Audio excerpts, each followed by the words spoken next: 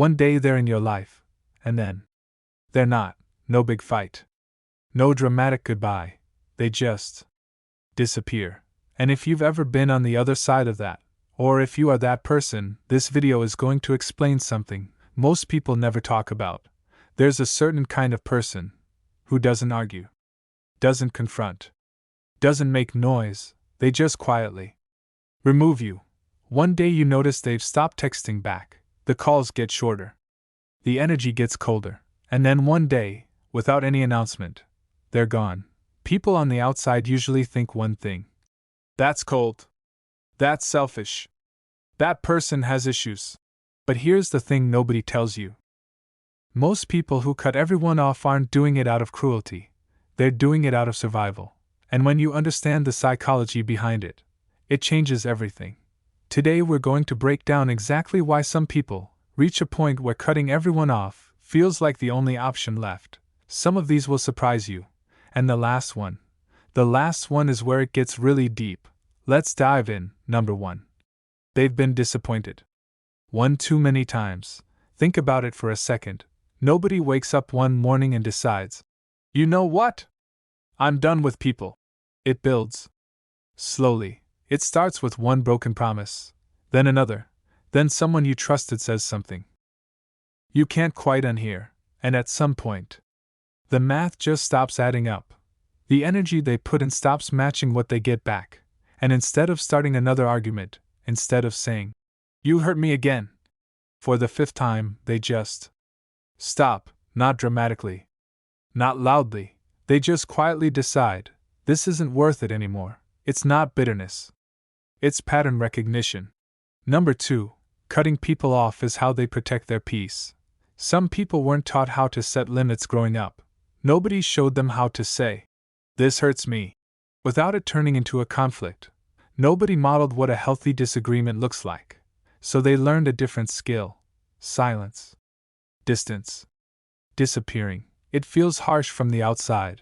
But for them, it's the only tool they have to protect their emotional space. Because staying meant absorbing everything. Every mood. Every criticism. Every disappointment. And the only way they knew how to stop absorbing it was to leave. Number 3, they've outgrown the relationship. But nobody acknowledged it. This one is subtle. But powerful. People change. That's just life. But sometimes you change. And the people around you don't. Or they do, but in completely different directions. And now the conversations feel hollow. The humor doesn't land the same. The things that used to connect you just don't anymore. Most people will keep showing up out of obligation, out of history, out of guilt. But some people, the ones we're talking about today, they feel that emptiness deeply. And instead of faking it, they let go. Not because they hate you, not because you did anything wrong, but because they're honest enough with themselves to admit, this connection no longer feeds me. And sometimes, that's the most mature thing a person can do. But wait till number 4. Because this one goes deeper than most people expect. Number 4, they're not cutting people off. They're cutting off a version of themselves. Here's where it gets interesting. Sometimes it's not really about the other person at all. Sometimes the people they remove from their lives are connected to a chapter they're trying to close. Old friendships that remind them of who they used to be. Family dynamics that pull them back into old patterns. Relationships that keep them stuck in a story they're trying to move past. And every time they're around those people, they feel themselves slipping back into the old insecurities, back into the old way of speaking, back into the old version of themselves that they've worked so hard to leave behind. So they cut the connection, not because those people are bad, but because proximity to them makes growth feel impossible. Think about the last time you tried to change something about yourself, your habits, your mindset, your environment, and someone close to you kept pulling you back. You probably understand this more than you realize. Number 5, they've learned that their energy is finite. This one takes a certain level of self-awareness to reach. But some people get to a point in life where they stop believing they have unlimited emotional capacity.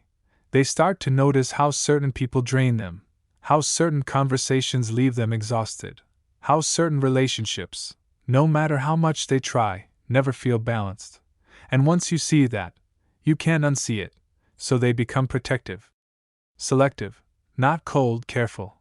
They stop investing in connections where the return is always emotional debt, and they start choosing, very deliberately, who gets access to them. It might look like they've changed, and they have. They've learned that their time and energy are the most valuable things they own. And the last one. This is the one that changes how you see everything. Number 6, deepest point: some people cut everyone off because they never learned they were worth staying for. Read that again. Not because they're angry, not because they're cold, but because somewhere along the way, usually early in life, they internalized a belief. People leave, people disappoint, people only stay until they don't. So instead of waiting for that moment, the moment where someone else decides to go, they leave first.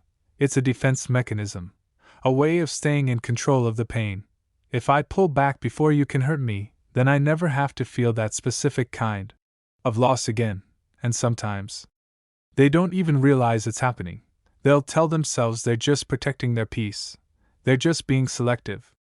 They're just evolving. And those things might even be true. But underneath it, sometimes, there's a quiet voice that says, I just don't want to find out you'll leave me too. So they make that choice for you. Here's what I want you to take from this. If someone has cut you off, it's not always a reflection of your worth. Sometimes it's a reflection of their wounds, their patterns, their unfinished healing. And if you're the one who cuts people off, this isn't a judgment.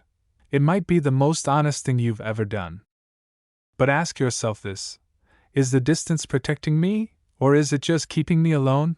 There's a difference between healthy limits and walls that keep everyone out, including the people who actually mean you well. Growth isn't always about letting more people in, but sometimes it's learning how to stay, even when staying feels like the scariest thing in the world. If this video felt like something you needed to hear, I think the next one will too. Make sure you're subscribed. I'll see you there.